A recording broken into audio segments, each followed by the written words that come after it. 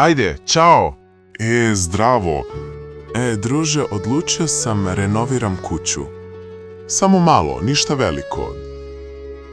2-3 stvari, kozmetika. Ma kakva kozmetika, Milane.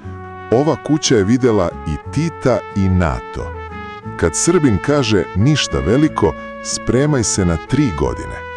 Koje 2, Milane? Menja se krov, kupatilo i malo zidovi. Možda struja. Sitno. Aha, znači ruši se sve. Zdravo. Zdravo, Korušja. Gledao sam kuću, ovo je solidno. To sam hteo da čujem. Znači, brzo gotovo? Pa brzo ćemo da počnemo, ali mora kompletno. Kako kompletno, a nije loša? Dobra je osnova za novu kuću. Pa skidamo krov, zidove, temelje, ali nije strašno. Ajde prvo jednu rakiju da se dogovorimo. Obavezno. Bez rakije ne vidim probleme jasno. Kad možeš da počneš? Sutra. Ko je sutra? Ove ili sledeće godine? 100% sigurno.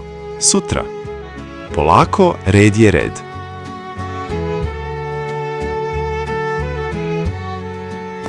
Zorane, šta je urađeno? Gde smo stali? Pa stali smo kod temelja. Posle smo seli da pričamo. Razmišljali smo.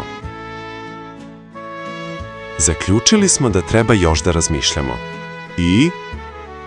Ne zna se tačno, ali kuća je sad mnogo lepša u našim pričama. Dobro, kad će kraj?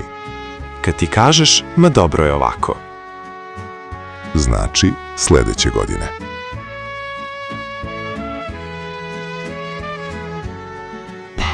Zar nemam ruke?